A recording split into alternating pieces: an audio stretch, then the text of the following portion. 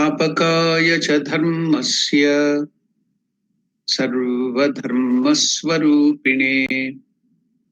अवतारवरिष्ठाय रामकृष्णाय ते नमः. Namaskar to all of you. Welcome to the study of Ramakrishna, the Great Master, or Leela Prasanga, written by Shardanandaji Maharaj.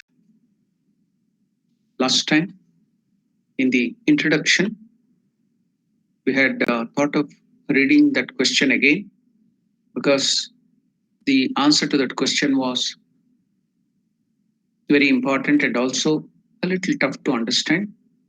So, because it is meant for the sadhakas, the spiritual aspirants who are on the path of spiritual life. So, we have to understand it properly and then go forward in spiritual life. Then we may not be in a position to have troubles or miseries. Definitely, our Guru will be guiding. Now, the same Guru has come in the form of Sharadanandaji Maharaj and guiding us. So, let us take all those things and nicely apply that in our life. So, we should know all the basics of spiritual life. That is what Sharadanandaji Maharaj is trying to make us understand. Now, the question was, well, how is it that all of us have the same delusion? What I identify as a what I identify as a beast is also known by you as a beast and not as a man. And so it is with everything else. It is unbelievable that all people are in the same delusion about all things at the same time. It is everywhere seen that if a few people have a wrong knowledge of certain things, there are many others who have the right perception. But here, this truth seems to be contradicted. Therefore, what you say does not seem to be probable. That's a question now asked to Shardanandaji Maharaj. Shardanandaji Maharaj himself taking the place of a questioner, the person who is seeking doubt. Then now he will put himself in the position of the person who is giving the answer to.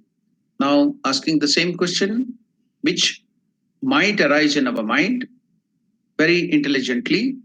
Now Shardanandaji Maharaj will answer the same. What is Maharaj telling? You find here an exception to the rule because you do not include the few seers, that's the sages or rishis, with correct knowledge among those people. Otherwise, the reply is there in the answer to the previous question itself.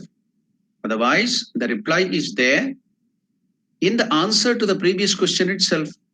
That is to say, the admission that a set of people see a phenomenon differently from what others perceive is sufficient to disapprove the universality assumed in the question about those ignorant men's perception.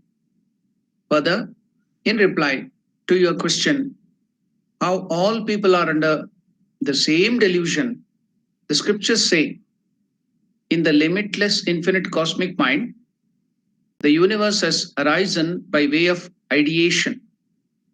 What is ideation? Creative imagination.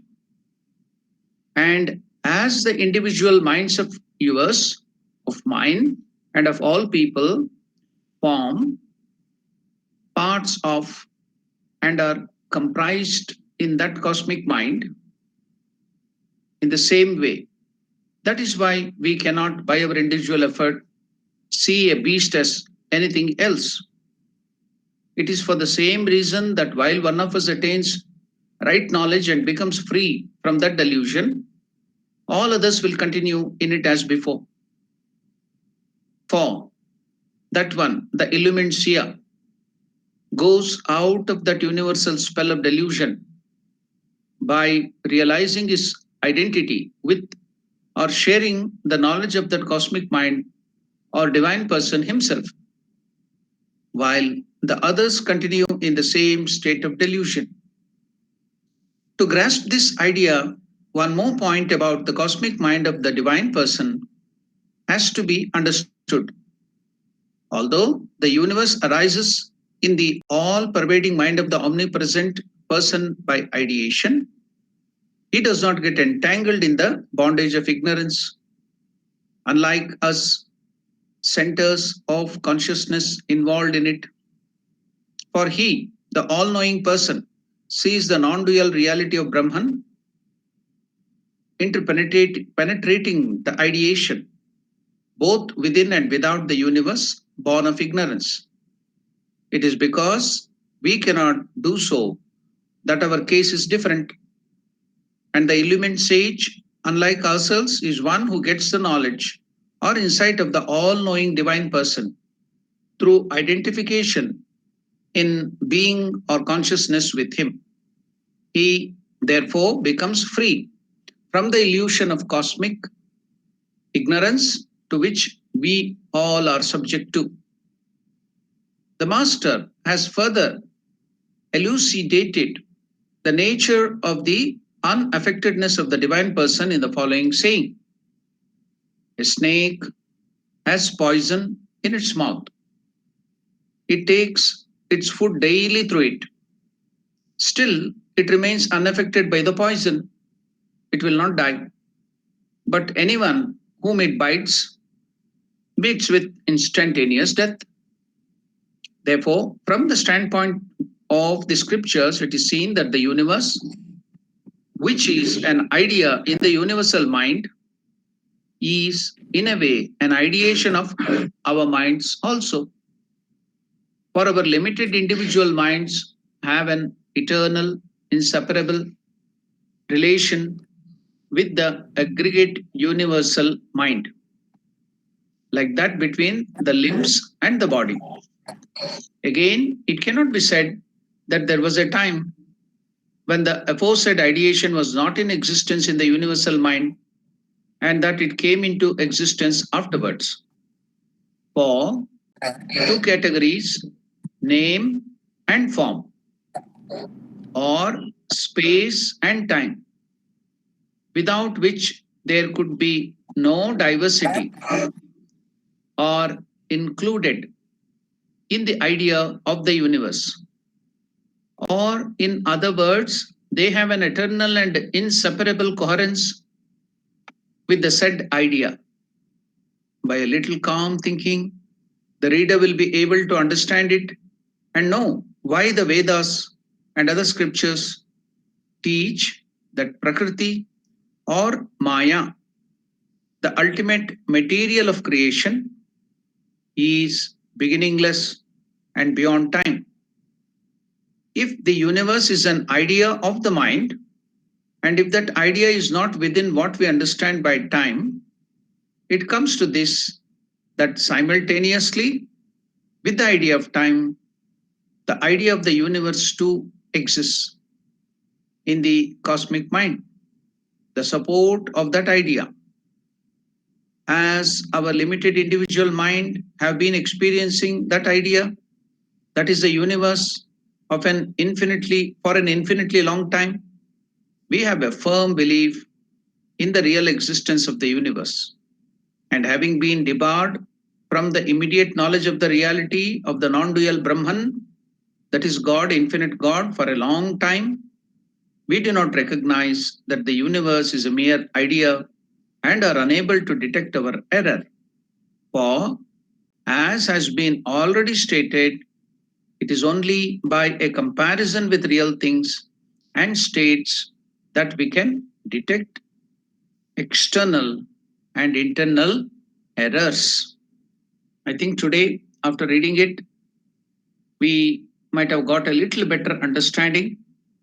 I had sent the copy of Great Master to all of you through the WhatsApp. So you can go through that again, so that if we think of it again and again and again, the knowledge goes within.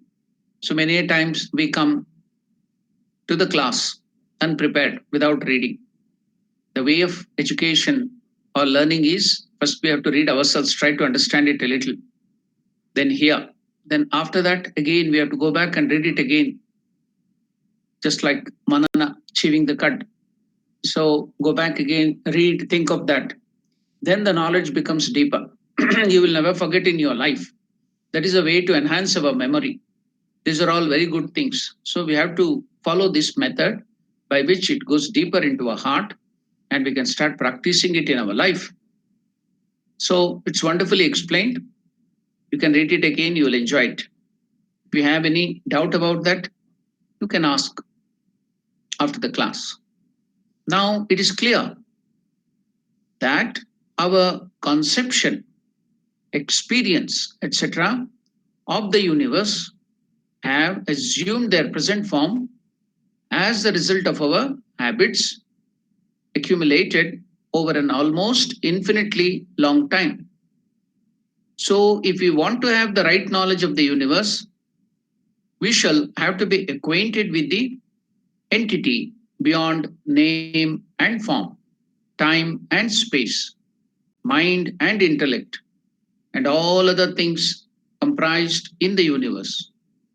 To strive, the striving to have that acquaintance has been described as sadhanas. Now we are getting a definition, one special definition of sadhana or spiritual practice. What is sadhana? The striving to have that acquaintance has been described as sadhana by the Vedas and other scriptures. And men and women who are striving in this direction, knowingly or unknowingly, are called sadhakas. So we have been deluded. We have been made to think, see God through time, space, and causation, through our minds. And the same God is appearing to us as this world, what we see outside. So gradually, we have to strive to have that acquaintance which has been described. So to see that Lord, instead of this time removing that lens of time, space, and causation, then gradually you'll come to know. First, it will be intellectual conviction, then emotional conviction, then finally you will see the reality. So that is sadhana. Men and women who are striving in this direction, knowingly or unknowingly, are called sadhaka, spiritual aspirants. That endeavor, the effort you put, the self effort you are putting to understand, to realize that truth is sadhana or spiritual practice. So today we have come to know what is spiritual practice. So we have to understand what is we, because we have very peculiar ideas of sadhana and who are sadhakas.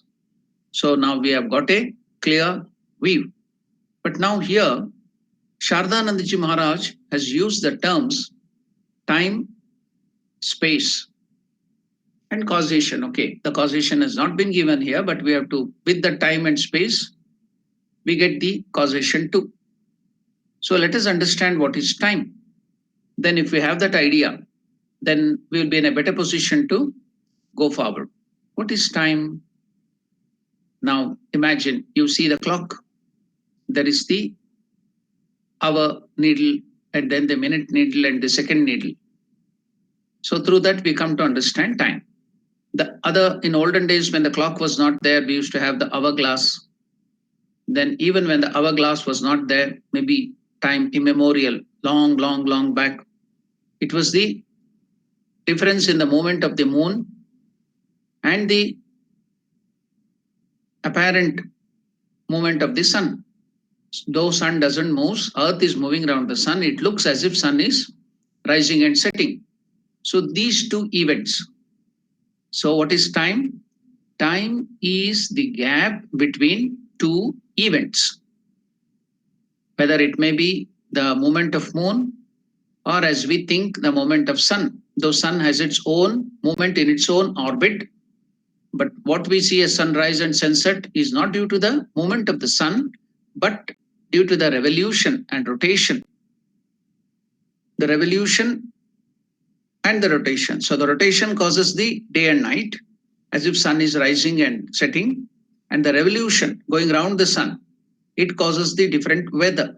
So the concept of time as weather, the month, the year, the day.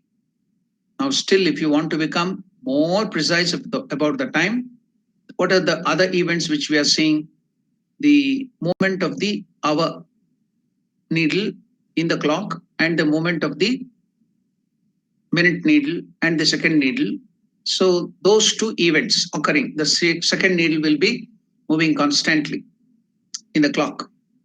So that two events, the gap between that is called time. Second, minute, hour, or the day and night. All these things are the gap between the two events, just like the day, the sunrise and the sunset. Between that is the day. Between the sunset and the next sunrise, it is the night. So two events has to happen. Otherwise, show me where is time. If two events doesn't take place in this earth, there is no concept of time at all. Okay, let us imagine we will be now projected into the infinite space out of the earth. Now, where is the question of sunset and sunrise? So you don't see sunrise and sunset at all. Then where is the question of day and night? So there the concept of time changes because there is no event of sun rising and sun setting. So there is no concept of time at all. So it will be the movement of the stars, different stars. The movement of different stars will be counted. It will be very, very long. So those events has to happen. So then only you will get the idea of time. That's why the the idea of time changes as you go to the outer space. You may calculate it by light years. That's why you find it in our Hindu concept while we are describing about the concept of time on this earth or in the next loka, that is the Pitraloka, and in the Devaloka and in the Brahmaloka, the idea of time goes on increasing. For example, the time between the day and night of Pitraloka, where our ancestors, our forefathers are staying, that is the Pitraloka, and this earth, this plane of existence we are in. So it may be length, breadth, and height, three-dimensional earth. That may be a little more dimension. It may be interspersing, but it may be at a different dimension. So there, the concept of time is different. What is the concept of time there? Whatever is our 6 months is in the Pitraloka, the 1 day. Another 6 months of our in this loka earth, this plane of existence on this earth is there another night. So their 1 day and 1 night, that is their 24 hours, is our this earthly plane existence 1 year, 365 days. That's why you can see we offer food to our ancestors during Pitrupaksha. So we offer food every year during the Pitrupaksha, isn't it? That means because our concept of time here, 1 year is equal to 1 day of theirs. So if we offer food to the ancestors, our forefathers who have given up their body, who are staying in the Pitraloka, we are feeding them in their loka every day. So the concept of time, because of the events taking place at different, there is no sun and moon there, moment of that. So it is all galactic and galactic moments. So there, the concept of time changes. So here, the concept of time is you should have two events to happen. Suppose there are no two events, you're projected beyond the galaxies and other things, just where there is infinite space and space, nothing, no moment at all, no concept of time at all. So there is no time. Event has to take place. So if there is no two event, there is no time. So time is imaginary thing. So see, the whole world is based on time. Now that itself has collapsed. Maybe your head is reeling now, isn't it? Okay, the next concept is space. We all tell space, all this whole universe is because of the space. Time is one concept, we proved that it doesn't exist. Then the space. What is space? Space is the gap between two objects. So if you want to know space, the concept of space, there should be two objects. If there are no two objects, then there is no concept of space. You will see the space between that couch and the chair. That's the space you find. So the space between the walls of the dining hall is the space of the dining hall. So likewise, the area, this belong to me, this compound to that compound, it belongs to me, that space is mine, I have acquired it, I've given the money and acquired it. So the concept of space comes only when you have the idea of two objects. If there are no two objects, there is no concept of space. Again, you are projected to higher things, to the higher infinite space. There, the concept of space goes on increasing because you have to see between the sun and the earth. Here, you could find out the space in this way. But as you are projected into the infinite space there outside, then where is the question of space? See, just like there was a question in the school, the young girl was asked, or the girls in the school, the primary school was asked by the teacher, suppose the earth is moved away, steered away with a lever, pushed. So where will it fall? Where will the earth fall? Suppose now earth is rotating in its orbit, and also in that revolution elliptical orbit, or in its own axis. Suppose somebody, a big person who is more bigger than the earth, he pushes it off. Where will it fall? Will it go down or will it go up? That was the question. The teacher also didn't mean anything. He was just wanting to test. But when the answer given by the child was so intelligent, the teacher himself was flabbergasted. What was the answer? So then the child answered, "Sir, where can it fall? There is no up and down. The up and down is related on this earth, that's all. When you go to infinite space, there is no question of up and down and sideways or horizontal or vertical. Where will the earth fall? Where should it fall? There is no up, there is no down. Only when we are in this earth, compared to this earth, between two objects and many objects, we tell above, below, sidewards, upwards, and all the directions, north, east, west, south, everything we will do. We will think, but when you go to infinite space, where is the question of up and down? Where will you fall? Are you going down or are you going up? How will you know? There should be another object for you to compare. So without object, there is no space. So if you're projected into place where there is no object, there is no question of space at all. So time has collapsed, space has collapsed, then causation comes. What is that causation? Now, what did I come to this earth? Because of my father and mother. They, because of their father and mother. My mother, because of their father and mother. And what will happen next? God alone knows. So this is cause and effect. What is the effect? The cause is me. Then I'm doing this class now. I'm discussing this. So the effect is all of you are sitting here. And that will be the cause for something, some other effect. So the event has to be taking place. What is the original cause? So you go on. So that is called causation, cause and effect relationship. So the whole universe is based on these three concepts, that is time, space, and causation, inside which is nama and rupa. Form, that is rupa. Nama means name. So these are the concept in all this created world. That is the concept Maya, which is deluding us. So if you come out of this, so suppose you see God through the lens of time, space, and causation, you see the same God as this world.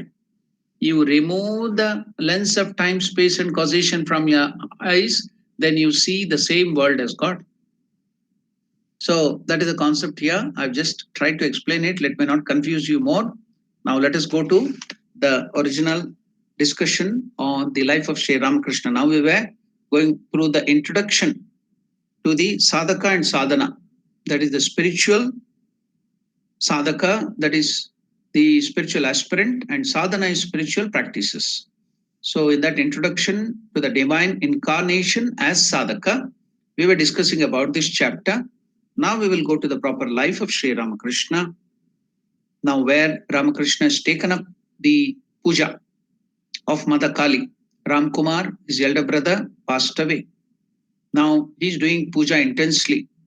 So the whole daytime he's doing the puja of Kali, but the whole night, some of the time he goes to that deep forest sitting under the Panchavati or the Amalaka tree, the Indian gooseberry, he's meditating. So our Hriday was very much upset. What is happening to Mama, uncle? He's not taking proper rest or proper food. What will happen to his health? So he wanted to find out what is Mama doing in that forest or jungle, going there into Panchavati, what is he doing? So we were there looking at that. Now Hriday wanted to investigate what is Mama doing in the darkness, where does he go? Once he followed, thinking so, he immediately approached him and said, "What is this, Mama? How is that you have put off the sacred thread and cloth and sitting stark naked?" When thus shouted, at a few times the master was roused to his normal consciousness. He was in deep meditation from the state of inward absorption and heard Hriday put those questions to him. He said in reply, Ramakrishna replied, "What do you know, Hriday?" Thus freed from all ties, one should practice meditation. Thus freed from all ties, one should practice meditation. From his birth, the living being, man or woman, we all of us, human being, labors under the 8 bondages of hatred, fear, shame, aversion, egoism, vanity, pride of noble descent, and obsession with formal good conduct. The sacred thread also is a bondage, for it is a sign of sense of self-importance. I am a Brahmana and superior to all. When one calls on God, one should discard these bondages and call on her or him, the God, with a concentrated mind. All these bondages will not allow us to concentrate on God. It will pull us. That's why it's called Pasha. Pasha means tether or rope, or the chain binding us to something is called bondages. So they will bind us and will not allow us to see the reality. It will pull us down. So when one calls on God, here Ramakrishna is telling about mother. God as mother. He's approaching here God as mother. When one calls on the mother, one should discard these bondages and call her with a concentrated mind. That is why I have put off these. I shall put them on again when I return at the end of the meditation.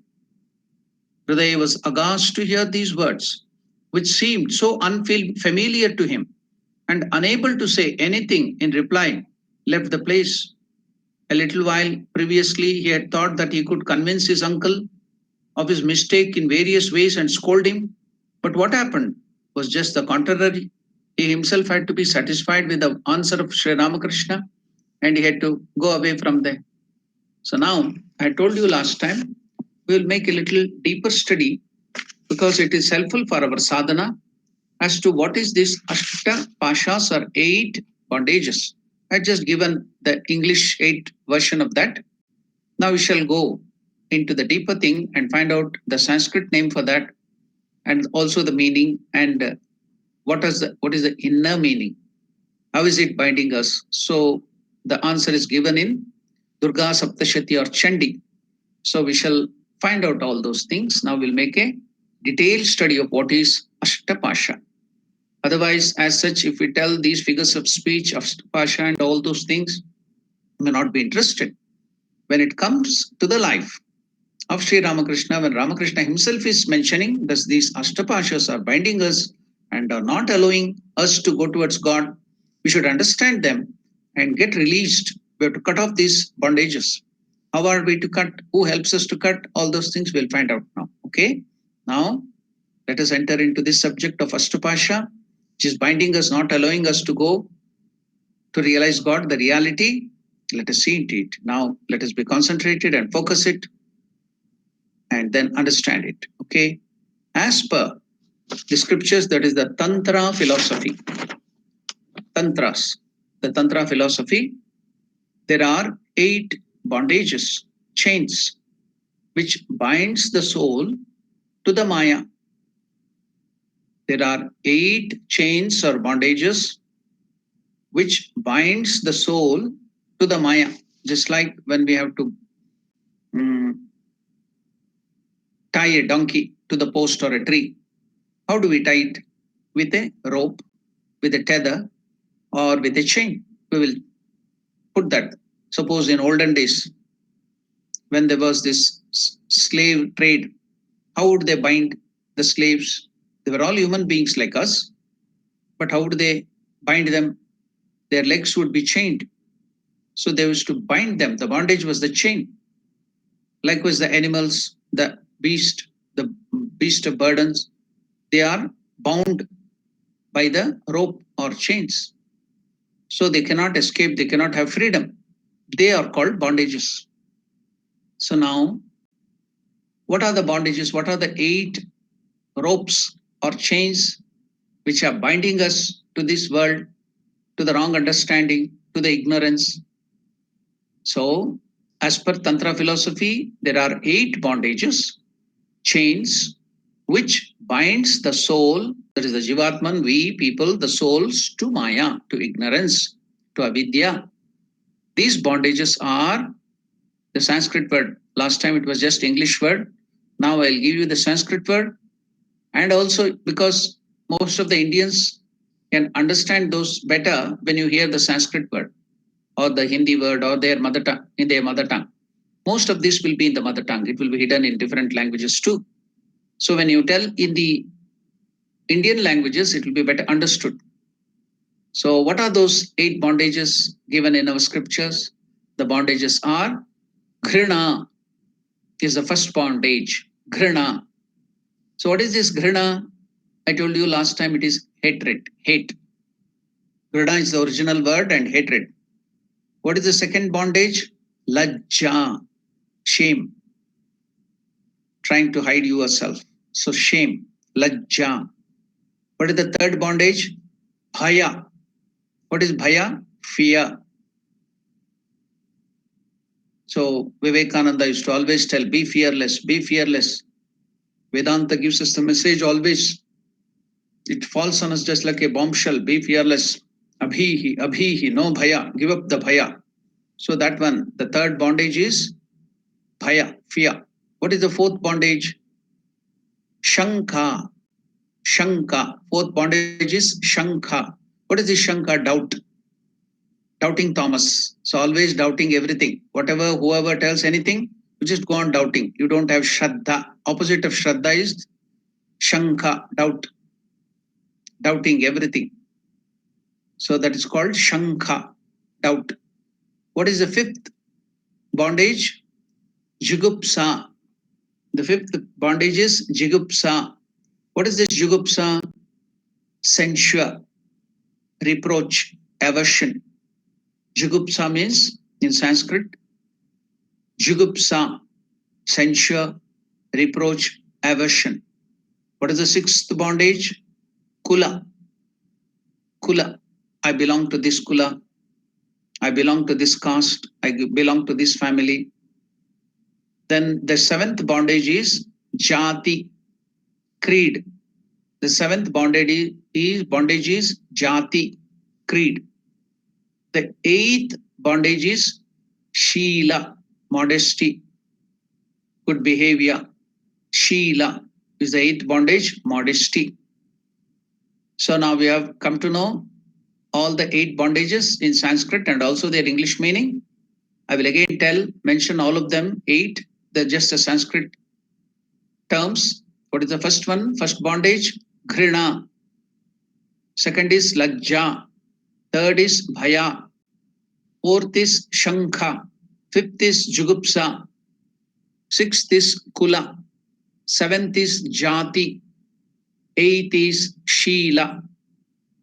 So these are all the 8 bondages which are binding the soul to this Maya, to this world, and not allowing us to realize our true nature, infinite joy, infinite bliss, infinite existence. It is not allowing us, it is pulling us down.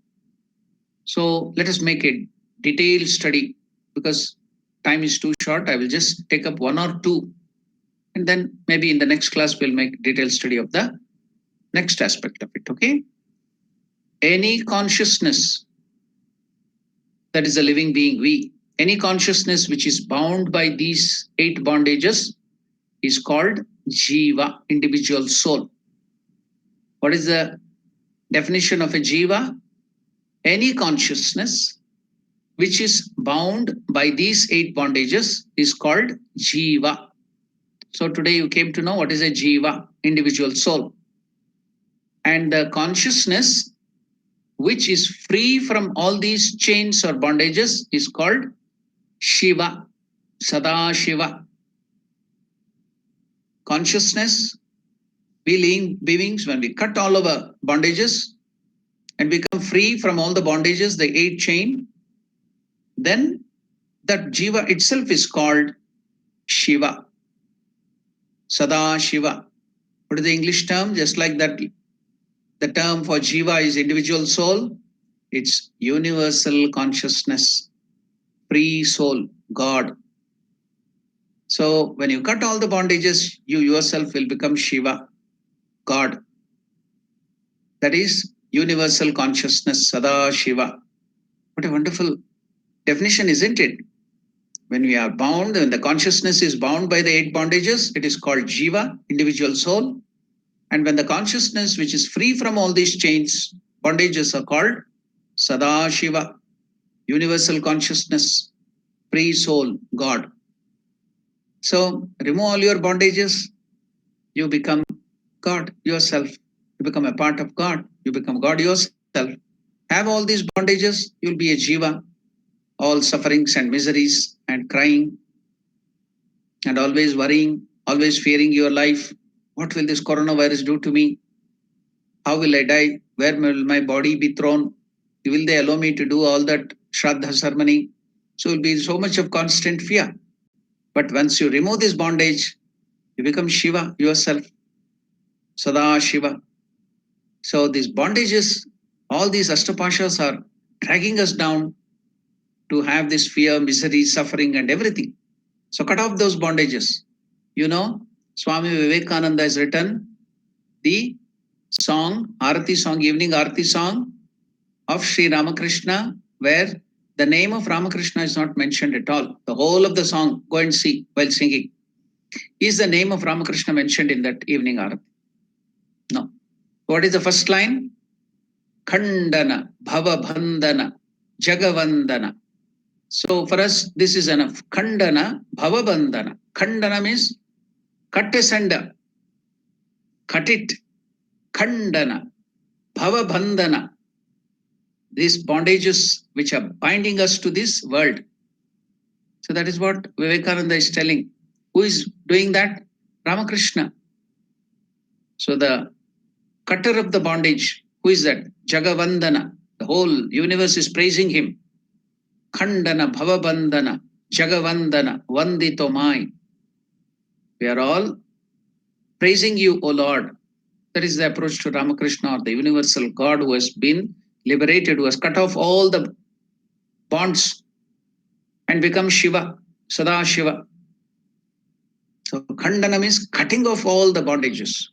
So that is what we have to do. We have to cut off all the bondages through the sword of knowledge. Through the sword of knowledge, you have to cut asunder all these bondages. So any consciousness which is bound by these 8 bondages is called Jiva, individual soul. And the consciousness which is free from all these chains is called Sadashiva, universal consciousness, free soul, God.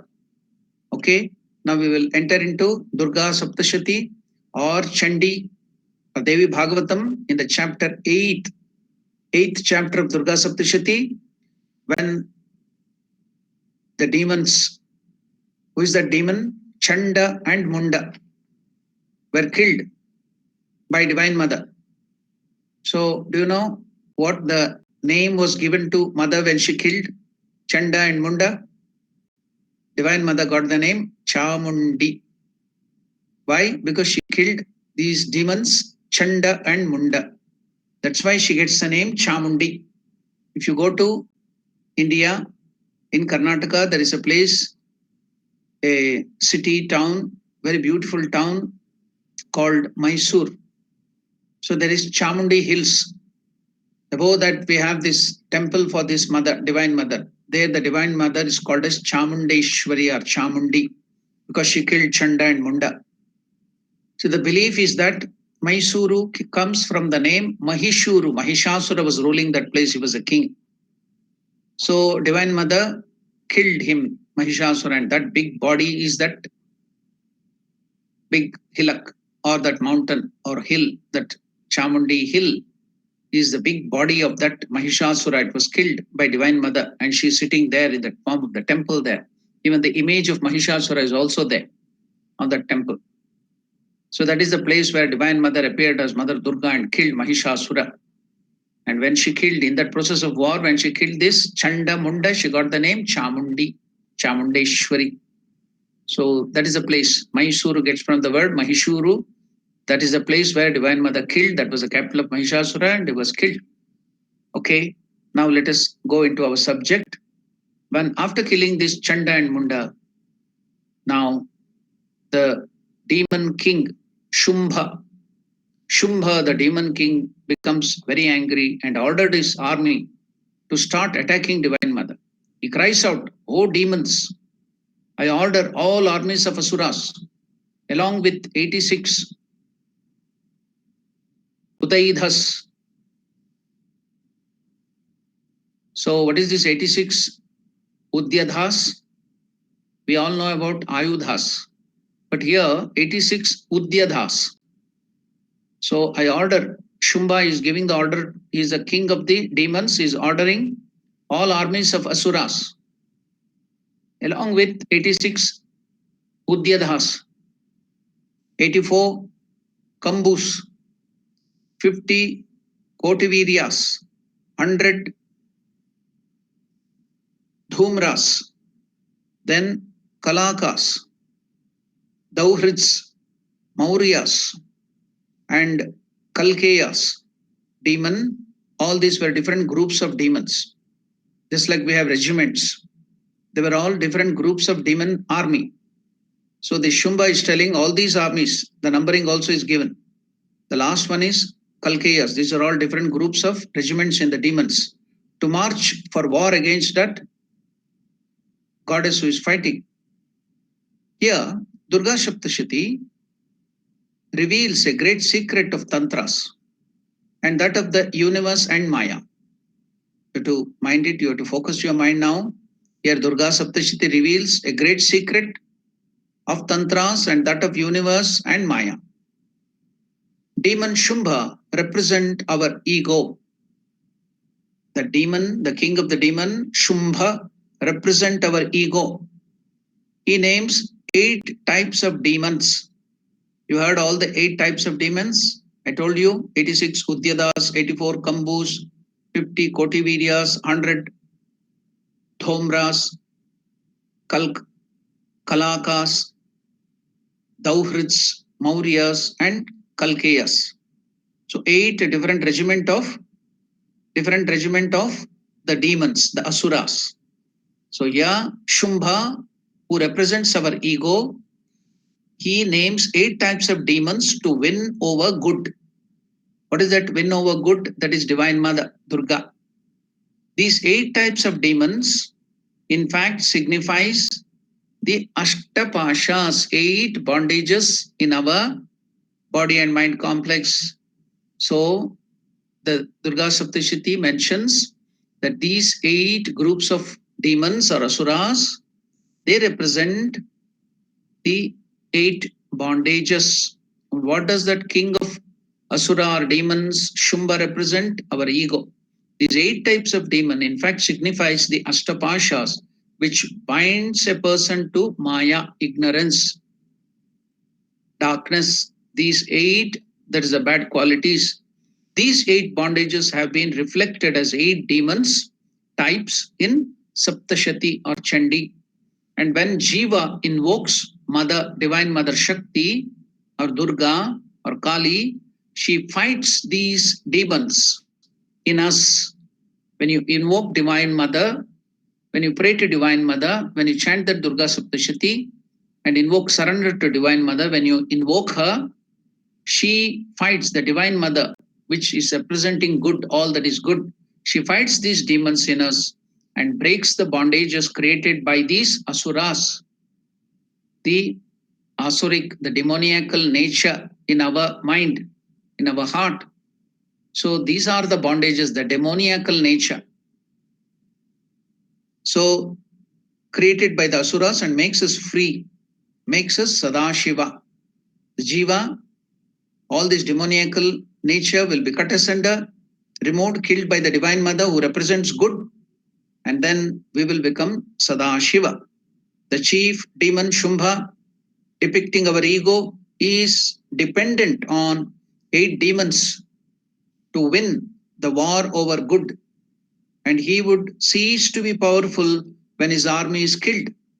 Similarly, ego in us, the egotism in us will cease. Similarly, egotism in us will cease to be once these 8 bondages are removed. So you came to know the significance. Now let us look into the details, what these chains or the Ashtapashas are. First one we took up as hatred, Ghrana. So hate is depicted by demon Udayudha. Udayudha.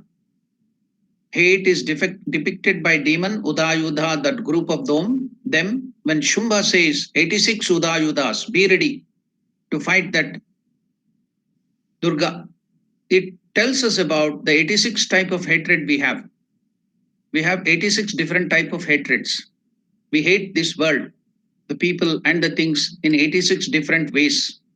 So when Shumbha, representing ego, tells that 86 Udayudas be ready to fight the good, that is Divine Mother, what does it tell us? It tells us about 86 types of hatred which aid our ego, which develops our ego. The 86 different types of hatred, it aids our ego and keeps us away from divinity.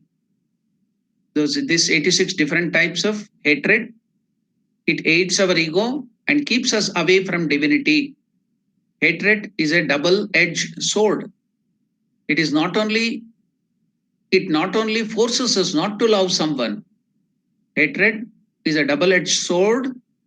It not only forces us not to love someone, it also nourishes our ego, telling it is better than the subject being hated. Ego can hate in 86 types or ways. Thus, there are 86 Udayudhas, demons. What are they? How can we understand these 86 different types of hatreds?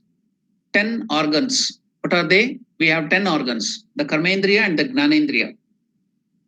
Organ of perception and organ of knowledge. Five. So it becomes 10 organs. Then 4 Antakarana. Antakarana means our mind, our heart. So it is 4 part.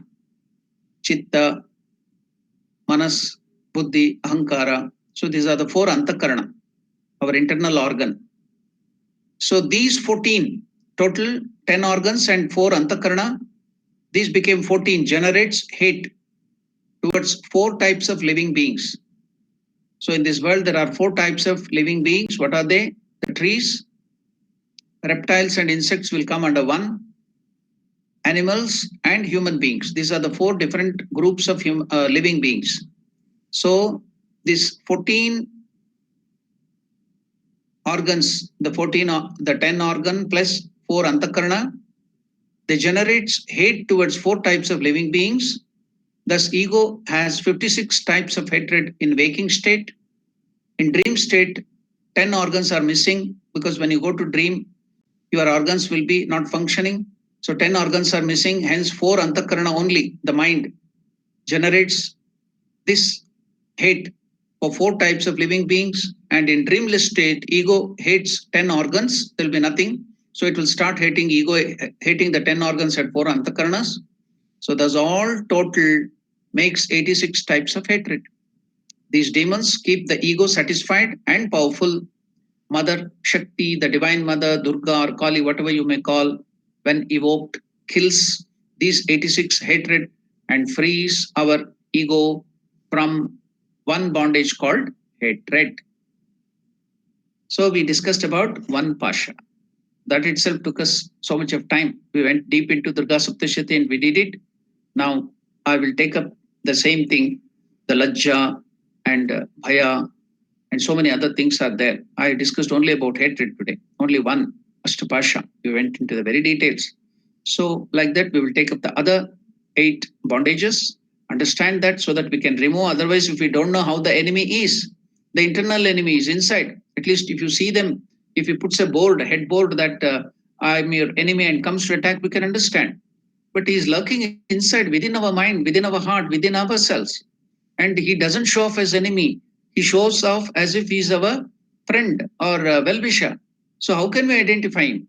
That's why this study will help us. What are these Ashtapashas, the demoniacal nature? So Durga Saptashi is helping us, Durga Saptashati or Chandi. So we will go to and study all those things later on. Now we will go to the proper life of Sri Ramakrishna.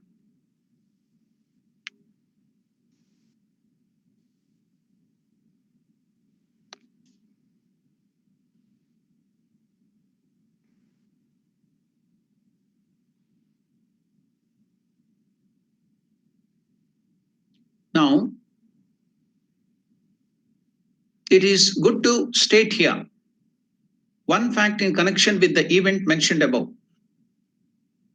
For if that is known, we shall be able to understand many of the events that followed in the master's life. From the incident mentioned above, it would be seen that the master could not rest content with the thought that by only mentally renouncing these 8 bondages, he would be renouncing them in truth and in reality. He was satisfied only after renouncing them physically also. Now, you might be knowing what is renunciation. Giving up all these bondages, cutting up khandana bhava bandhana. Bhava means this worldly, bandhana means bondages, khandana means cutting off. So until Ramakrishna did it, not only at the mental level, but physically also, he would not rest content. So that's why he would be renouncing them in truth and reality. So now you came to know another term called renunciation, vairagya, cutting off all these bondages, which is not allowing us to go towards that reality, the truth, the consciousness, our own true nature, infinite bliss. It is not allowing us, it is putting us in this bondage and making us cry, making us weep in misery, in all the problems. So to cut off all those bondages is called renunciation, giving up all those things, not only mentally, but also physically. That is renunciation. So we're getting so many terms, isn't it? While going on in the path of spiritual life, we have to understand all these things, terminology, so that in future, whether in Bhagavad Gita or in some other Upanishads or any other scriptures, when the term comes, we will be in a clear position to understand it. So today we went into the details of Ashtapashas. We came to know the lurking enemies. So 8 pashas. Now we have in detail gone into what is hatred. Now we will take up many other things, the other 7 things, and study in the next different classes. Now here we came to know about renunciation. So master could not rest content with the thought that by only mentally renouncing these 8 bondages, he would be renouncing them in truth and reality. He was satisfied only after renouncing them physically also. When we see him behaving similarly with regard to all other matters in life later. Take, for example, the following facts.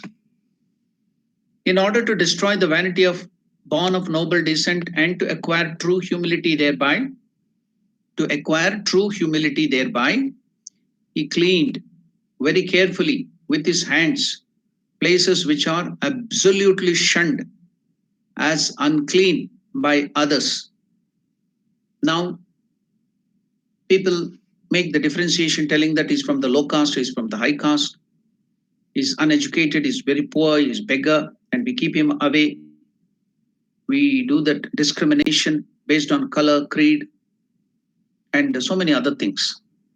So that is causing one of the bondage, the ego. It is developing our ego. So to remove that, what did Sri Ramakrishna do? If you hear that, you'll be surprised.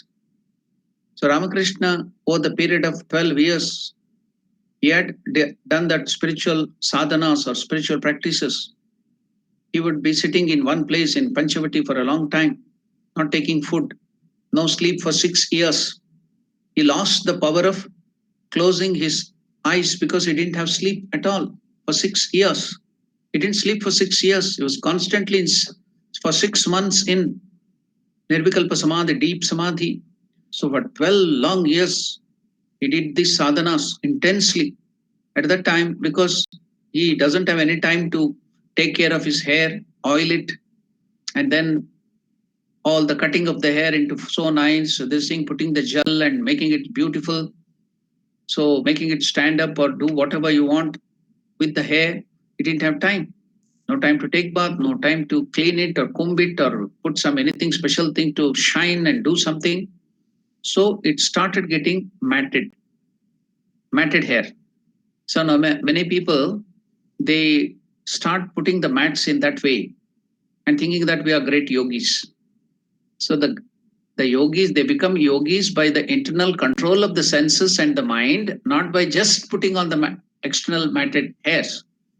So many of us, you see, they think, oh, if they get the matted hairs, so they are yogis and it is very lucky and they will maintain that matted hair. Yeah, because they cannot keep it clean. They don't have time to think of this body. So the hair, the dust and other things join together, no oil for many years.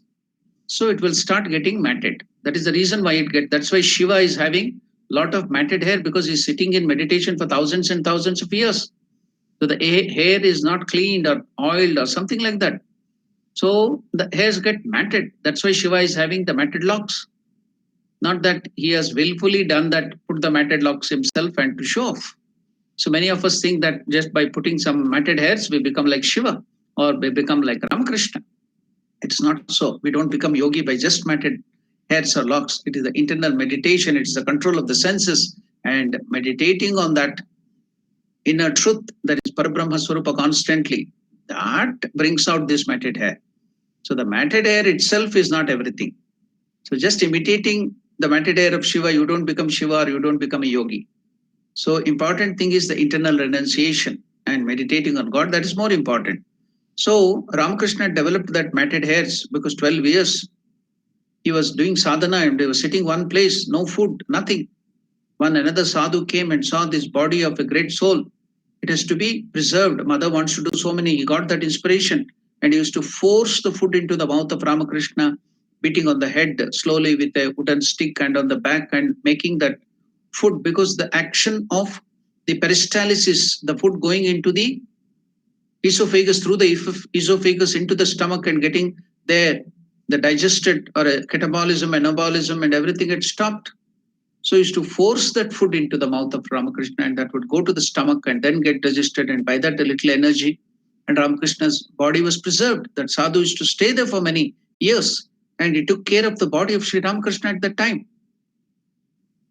So he was in deep meditation for so much. So he developed that matted hairs, locked hairs, because they were not taking care of it.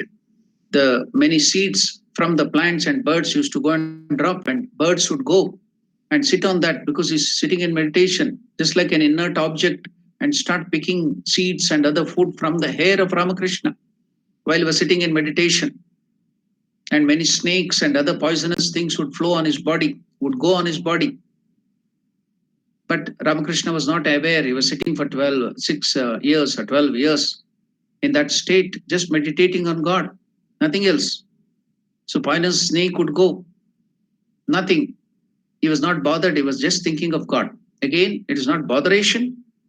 Not that he did reluctantly was doing that, because he can't think of that except God. His mind is just concentrated on God. That is to be maintained. That is to be noted here. Constant thought of God. That is the spirit which is to be noted. Not imitating the external things. Then don't go sit and put locked matted hairs and then bring snake and put on your body the poisonous things and get bitten. Don't go to imitate the external things. The internal thing is important. That's why you can see Shiva. There are snakes going around. Nagabharana. Scorpions are there. So because he's steeped in deep meditation, that's the reason you can find snakes moving about on the Lord Shiva's body. Deep in meditation, always thinking of himself. That is the Atman, his real nature, the Paramatma Swarupa, Parabrahma. So now, what did Ramakrishna do after that sadhana, after that spiritual practice? He saw God, he saw Shiva, he saw the Lord in all the living beings. So last time we saw what Ramakrishna did, but now let us go and see the deeper aspect. When he saw the Lord himself, to make it more deeper, whether my knowledge has become firm or not, he started cleaning the toilet of the scavenger of Dakshineshwar. His name was Rasik. Rasik was the name of that scavenger. In those days, there was no this toilet system like present day, the drainage and the toilet system. But in those days, the people, the rich people and other people used to do that toilet and other things in a covered area, and it would be collected by this manual scavenging. They used to bring a basket, put that, collect that, carry it on the head and throw it outside somewhere, or for manure or something compost. So this was the practice. So those people who are doing this job scavenging, they were considered very low caste or something. They used to kept away. Just like this today we are doing this social distancing. So because they will carry so many germs and viruses, if you go near them, then you may get contact diseases. So they used to be kept far away. Then it became, that itself became the caste system, and that don't touch me and all those things, touch me not. All those things developed because of all these things. Any good thing, any good practices, what you call taken to the extremes, will become a negative evil to the society. That's what Swami Vivekananda tells. So it became like that. Later on, it concentrated to become a caste system or so many other things. Let us forget about that. Now come to the main point. Now Ramakrishna saw who the people were thinking that is the lowest caste, and you should be social distancing and you should be away from them. The scavenger who is carrying the toilet, the soil, night soil on the head and taking it to different places, cleaning all the toilet of the people in Dakshineshwar, was considered very low at that time. So Ramakrishna, he saw God, he saw Shiva, he saw Paramatma, consciousness in that being. So I should not distinguish, I should not discriminate is low or high or anything, because he's seeing God after the sadhana. He's seeing God, he's seeing Paramatman, he's seeing Shiva, he's seeing all the Divine Mother in every being. So when I see in this scavenger, how can I discriminate? So secretly, because if he goes and tells, the scavenger will not allow him, Rasik will not allow him. He respects him, Ramakrishna, so much. So he would not allow to do that work. So secretly, Ramakrishna is to go clean the toilet of Rasik, the scavenger. Is to clean. What was the brush he used? He used his own long grown hair, the matted hair, as the brush to clean the toilet of that scavenger Rasik. So you can imagine what was the intensity of his sadhana and how much was realization internally. He's seeing that Parabrahma Swarupa, the truth, the consciousness, even in that scavenger. When you see God in him, can you just keep quiet? You have to serve him. And to prove that, go deeper into that, break this bondage of caste and that higher being. What did Ramakrishna do? He cleansed his toilet with the long matted hair of his. Just take the spirit, don't do any imitation here. Just take the spirit, that's all. Seeing God in everything and treating people, human beings, whether educated or uneducated or poor or diseased, seeing God in them, that is the spirit which you have to take, not the external to be imitated. We don't know how to treat our own father and mother and our wife and husband and our children. We will go to some other villages to imitate Ramakrishna and other things to do Karma Yoga. But here you have to take the spirit in every living being around you. They're all different manifestation of God. Treat them with love. Treat them service, do the service to them. That is the spirit to be taken here. So let us go and see what did Ramakrishna do in order to destroy the vanity, born of noble descent, and to acquire true humility. Thereby, he cleaned very carefully with his hands places which are absolutely shunned as unclean by others. I explained it to you now. He had heard that the mind of a spiritual aspirant should regard alike a clod of earth, a precious stone, and a piece of gold. In other words, consider precious stones and metals as worthless like a clod of earth. You should not make any difference between the earth and these precious things. Who makes that? Who gives that precious thing to the piece of paper which we call currency? It is we. Otherwise, it is just a piece of paper. Then you tell it is 100 rands or $10,000 or something. It is just a piece of paper which I'm printing. Who gives that value to it? It's a piece of stone. It is carbon. What is diamond? It is just carbon, another type of carbon. Who gives the value? We human, greedy human being give that value. What is gold? It is just some mud extracted from the mud. And what is the difference? Mud. But who gives that value? We, because of our greed, we do that. So that's why the scriptures told something, and Ramakrishna is putting that into practice. How? He had heard that the mind of a spiritual aspirant should regard alike a clod of earth, samatvam, equanimous, equality, to give equality everywhere. So regard alike a clod of earth and a precious stone and a piece of gold. In other words, consider precious stone and metal as worthless like a clod of earth. Unless the mind could do this, it would not be possible for it to free itself from the desire of bodily pleasures or to turn its flow completely towards God, completely Godwards, and practice yoga. The master therefore took in his hand a few coins and clods of earth and repeating them, taka, mati, taka, gold and mud and gold, they are the same. He gave that suggestion, deep suggestion into the mind. Then the mind took it, faith, deep faith. Now, after that, the mind or the body couldn't touch any metal. His body would, the hands and the legs which would touch any metal would go back, squeeze itself like the sting of a the poisonous snake or a poisonous scorpion. So that was the way which Ramakrishna trained his mind. Just some suggestions, mind will take it so seriously, not like us, no faith at all. Shankha, one of the Ashtapashas, doubting Thomas, doubt.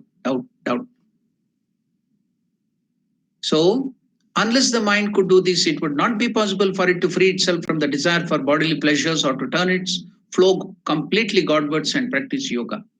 What is important thing here? Godward turn of our mind is important. For that we are doing, not to do that, doing giving up sake, for the renunciation's sake, or to show off to the people I have done this. No. Why are we doing? For God's sake, to realize the truth. That is more important. Take the spirit. So turn its flow completely Godwards and practice yoga. That is important.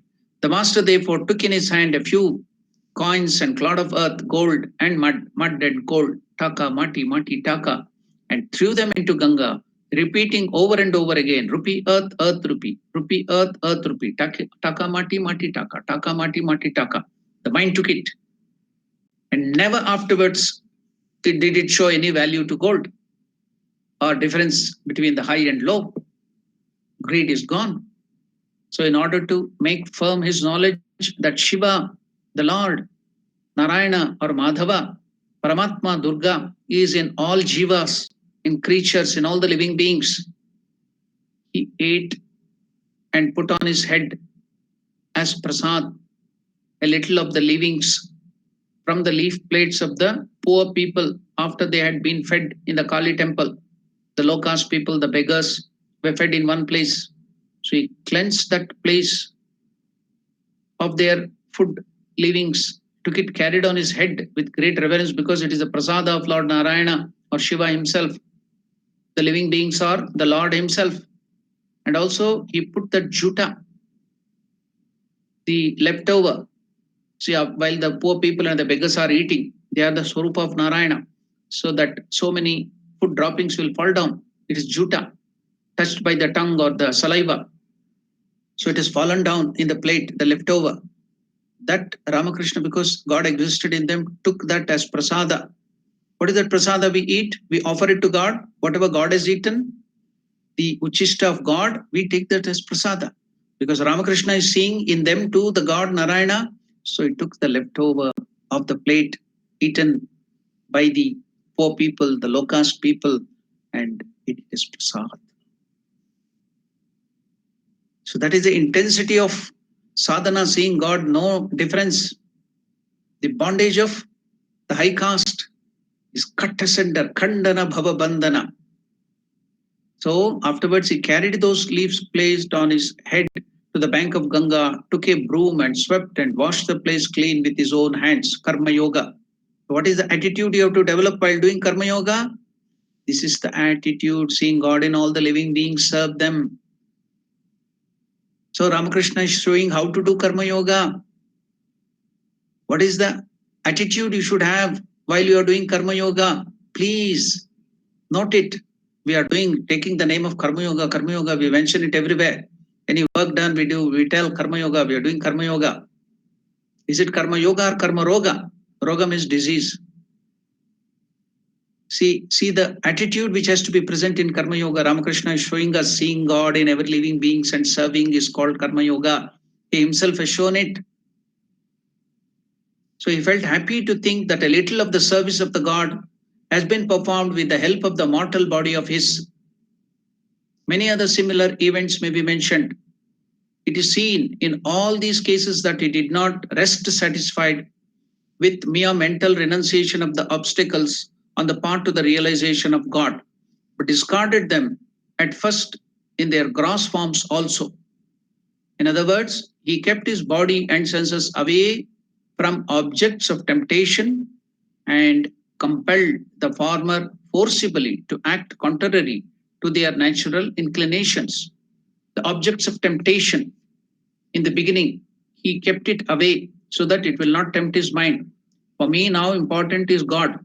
So keep away all those things. In the beginning of our spiritual life, we can't be bold and tempt the fate. We should keep away. Once you become stronger, then no problem. The mind will not be tempted. But in the beginning stages, when it is a sapling, when the tree, before becoming a tree, big tree, it is a sapling. At that time, if you don't protect it, if you don't fence it, Ramakrishna himself gives the example, then even a small goat or even a worm or even a small animal can come and destroy it. But once it is protected, fence it, and it becomes big, a big tree, then even if you tie a cow or this thing, anything, camel to that or even an elephant to that big tree, it will not be destroyed, it will not be harmed. So we have to grow in spiritual stature. So in the beginning, we have to protect ourselves, fence it. So what did he do? What has he shown us? In the beginning of the spiritual life, we have to follow all these rules and regulation and keep away the things which tempt our mind.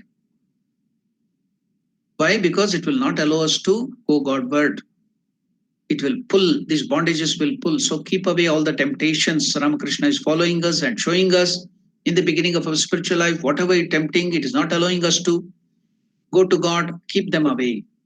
Don't expose yourself to that. The mind gets tempted and weakened. So that's why in the beginning of the spiritual life, so in other words, he kept his body and senses away from the objects of temptations and compelled the form of forcibly to act contrary to their natural inclinations. It is seen that acting thus, his mind had all its past impressions, all the past impressions, samskaras, destroyed completely. That is a way how to destroy our samskaras completely. Keep away from the object of senses, objects of temptations. So what will happen if I keep the cigarette near me? It will tempt you. What will happen if I keep the alcohol? I can go to the pub, I can go to the casinos. I will not play. I'll take a cup of coffee and come. No. The mind will be tempted, it will become weakened. Don't even go there.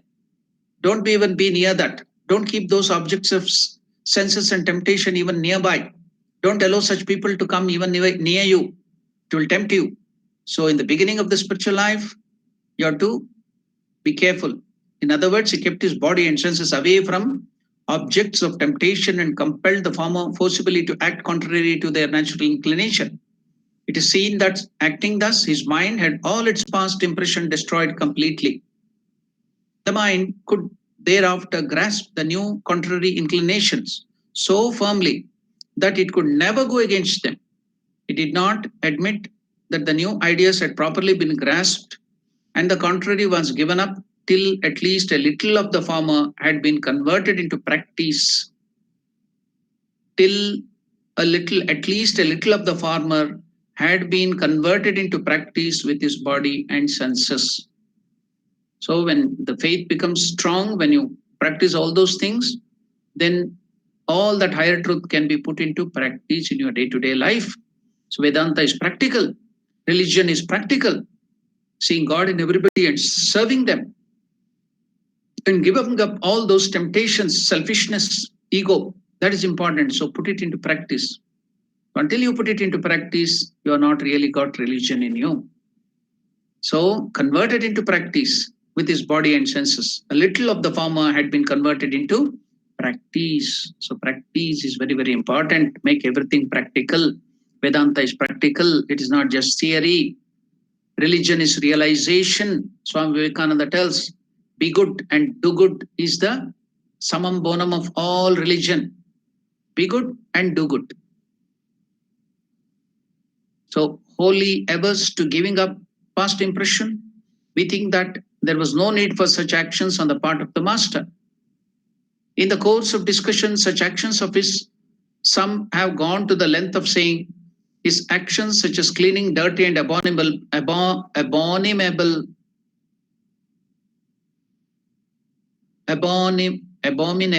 places. His actions such as cleaning dirty and abominable places, throwing into Ganga the coins and the clod of earth, repeating rupee, earth, rupee, etc., seem to be the whims of his fancy. The mental development that he obtained through those extraordinary means could be obtained more quickly through far easier ones. That practice was not necessary. Some people may object. In reply, we have to say, it all sounds very well, but how many people up till now have been able to become completely averse to sights, tastes, and other worldly objects and have devoted their whole mind to God by adopting your so-called easier means of mentally giving up sensuous objects? How many people have done that? Show me the example. But how many people, Shardanandaji is asking us, questioning us? It all sounds very well. But how many people up till now have been able to become completely averse to sights, tastes, and other worldly objects and have devoted their whole minds to God by adopting your so-called easier means of mentally giving up sensuous objects without having recourse to external practices? It can never be.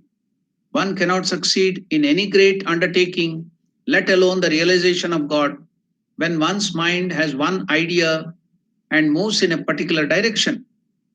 When one's mind has one idea and the body will move in particular direction while the body acts contrary to that idea and moves in a different direction. That is bipolar disorder. Your mind will be thinking something else, your mouth will be uttering something else, your action will be doing something else. You'll be a different person in the family with your wife and children, with husband, you will be a different person with your father and mother, you'll be a different person in the office, you'll be a different person in your business. When you go to your friends, you are a different person. When you're dealing with newcomers, you are a different person. So that is not. Your mind, your thought, your action should be one. So that is what here Ramakrishna is telling. So Sharadanandaji is making it firm. It can never be. One cannot succeed in any great undertaking, let alone the God realization of God, when when one's mind has one idea and moves in a particular direction, while the body acts contrary to that idea and moves in a different direction. But with this ingrained longing for the enjoyments of sight, taste, etc., man, that is, we all human beings, does not realize the truth of this statement. Dominated by past impressions, he does not try to give up the objects of senses physically, even when he realizes that such renunciation is good. But he goes on thinking, let the body do as it will, but let the mind soar high, eager to have yoga and bhoga simultaneously. I'll have bhoga and also yoga, enjoyment and renunciation together. I'll mix it up. Pach pach, chow chow. So let the body do as it will, but let the mind soar high, eager to have yoga and bhoga simultaneously. He deceives himself, for like light and darkness, these two things, light and darkness, these two things cannot exist, never coexist. No one has so far been able to discover any easy method of spiritual advancement which combines simultaneously the service of God and of worldliness. Can you serve God and mammon together? Can you serve God and devil together? So no one else so far been able to discover any easy method of spiritual advancement which combines simultaneously the service of God and of worldliness, which is only a synonym for lust and gold. Ramakrishna used to always tell this world can be brought down, simplified. Just like in algebraic equation, we simplify it to x and y, value of x and y. This whole universe, this whole world can be simplified as lust and gold, kama kanchana. So Ramakrishna used to always tell that ye cannot serve God and mammon, the Holy Bible. So Lord Jesus Christ has also told that the Holy Bible, Matthew v 124, what is the statement? You cannot serve God and mammon. So therefore the scriptures repeatedly teach us whatever ought to be given up has to be given up with body, mind and speech. With body, mind and speech, kaya, vacha, manasa. And whatever ought to be accepted has to be accepted similarly. Then and then only will the aspirant be fit to realize God. That is why the sages say man can never have the realization of the self with the help of the knowledge unaided by practice and without putting on emblems. So the external emblems are also necessary, where it is told in Mundaka Upanishad.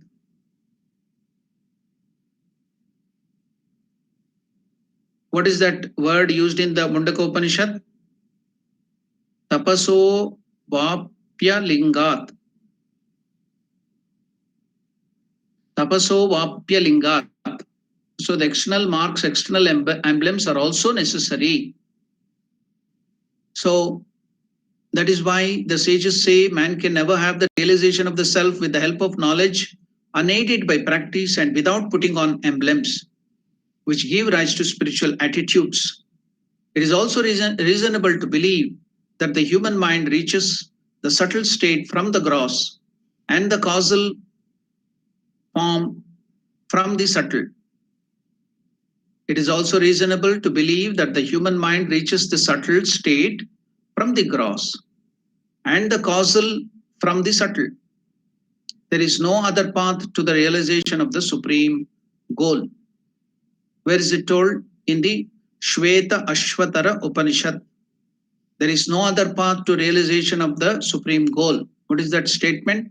Nanyaf panta vidyate ayanaya shunmantu vishve amrutasya putraha aye damani divyani tastuhu vedahametam purusham mahantam. So that is the Shvetashvatara Upanishad telling us Nanyaf panta vidyate ayanaya. Aditya varnam tamasa parastat tameva viditva atimrutyumeti nanyaf panta vidyate ayanaya. There is a statement of Shvetashvatar Upanishad. So Shardanandaji Maharaj is telling there is no other path to the realization of the Supreme Self. So we have come to know so many beautiful, wonderful things which are very, very helpful to us in our spiritual life, going forward to realize the truth. Ramakrishna, through his life, has demonstrated it, and Shardanandaji Maharaj is opening it bit by bit, and clearing what is true sadhana, what is true, who is a true sadhaka, spiritual aspirant, what are the spiritual practices.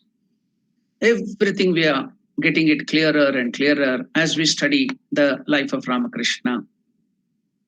So let us not go blindly and do so many things and get into problem. Without knowing all these things, studying all these things, we jump into spiritual practices and get into trouble, and then start blaming God, start blaming gurus, start blaming other people. It's our mistake. We have not got the proper guidance. So study, understand, and then enter, jump.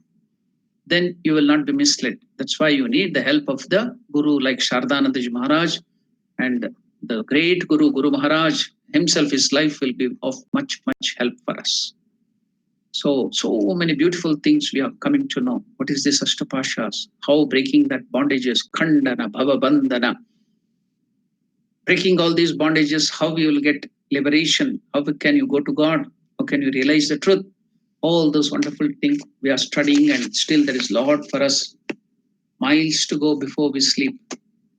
So in the process of sadhana, we have so many things to learn. So that's why I requested in the beginning itself, please read all these things. I had sent that great master earlier to you. Read it before coming to the class. Now after that, you got so much of knowledge. Now read it again. Make it your own, firm. Otherwise, you will forget it. What is the use of all these difficult things? You are getting up so early in the morning, hearing all these things and forgetting.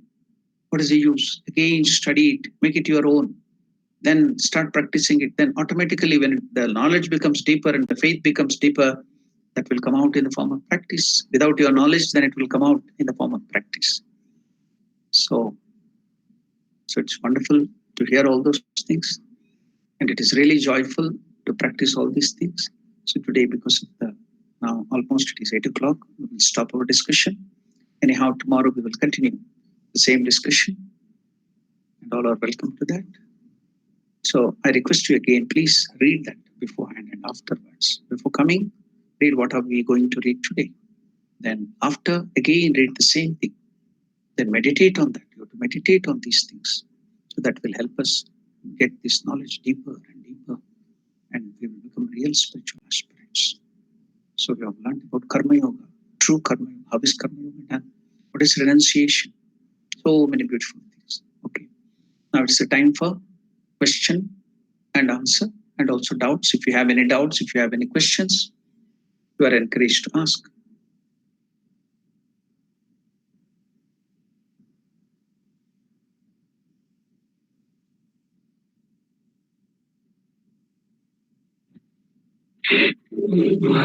Yes.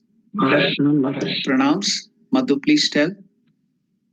Maharaj, it was an intense session today. Definitely. Too many things. Yeah. It was very intense. And the question I have is, you said if anything has to be given up, it has to be by Kaya, Manasa, and Vacha. Kaya, Vacha, Manasa. At the thought level, body level, and at the practice level. At the top also. Yeah. So the question I have is, Kaya and Vacha is easy to do. What with Manasa? So when it comes to the mind, the leaving of the thoughts that come when you see something wrong, something bad, you can abstain yourself from Kaya and Vacha. But the Manasa is very difficult because those thoughts, they come by default because of your previous experiences or previous impressions. How do we get over on this third aspect of getting over those thoughts? In yoga it is told already. See, now we were discussing for 1.5 hours from 6:30 to 8 o'clock. We were discussing. Did you remember anything bad this time? No. Could anything enter any bad thing into your mind?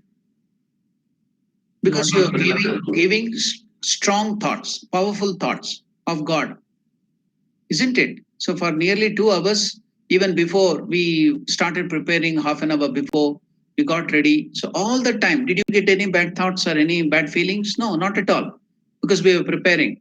That's why yoga in Raja Yoga in Patanjali Maharshi, there is a statement, Vitarka Badane Pratipaksha Bhavanam. That is one of the stotras. No, sorry, verse. Vitarka Badane. Suppose there is some weaknesses or problem or some temptations which is troubling us, dragging us towards those worldly things. What is the remedy? The remedy is give it opposite thoughts. To give it opposite thoughts, thoughts of power. So the same thing Swami Vivekananda has told in simple English. What is that? The remedy for weakness is not to brood or think over weakness, but to think of strength. The remedy for weakness is not to brood or to worry over that weakness, but to think of strength. The opposite thought has to be given. So, what are the opposite thoughts of strength? About God, after power, Parabrahman, the scriptures, the knowledge, again and again studying that and doing all these practices, taking the name of the Lord, Japa given by the Guru, your mind becomes purer and purer and purer. Then the intensity of the temptation will go on reduce slowly, slowly. So practice and renunciation is the help. Is it okay, Madhu? Yeah. Yes, Maharaj. Yeah. Any other questions? Any other doubts?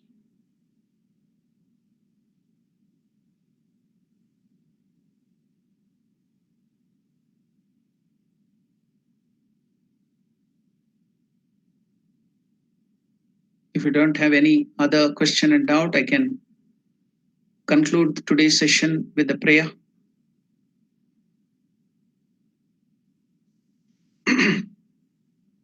Om Priyatam Pundarikakshah Sarvayagneshwaro Harihi Tasmin Tushte Jagat Tushtam Prenite Prenitam Jagat Harihi Om Tatsat Shri Ramakrishnaarpanamastu. So tomorrow morning also we will meet to discuss this great master, that is Friday. Then Saturday we have the Bhagavad Gita class in the evening. Then Sunday, Monday again in the morning we have the same great master, discussion on the great master. Monday evening we have the puja class, the significance and science of worship. We will deal with all different rituals, puja aspects. What is the meaning of the mantra? What are the bija mantras and all other details in the evening, Monday evening at 6 o'clock. Then Tuesday evening, we have the study of the Vedanta manual, the Prakarana Grantha written by Shankaracharya, Viveka Chudamani, the Krish Jewel of discrimination. And again on Wednesday evening, we have the Bhagavad Gita study. All are welcome for all this discussion to keep our, because we will understand better and better and our mind will rise high. So all that questions now, the doubts which we are getting will be cleared one by one as we go through all these things, and it will make us our mind pure and lighter and proceed towards God, and all the fear, anxiety will leave us. So all of you are welcome to all these studies, and if people are interested in spiritual life or they are like-minded, you can share the links and other things with them. They can also be benefited. And on Sunday morning at 9:30, we will have Hinduism for children's classes too. So if there are children, they can also join them. Thank you. Namaste. Jai Ramakrishna. Om Namo Narayanaya.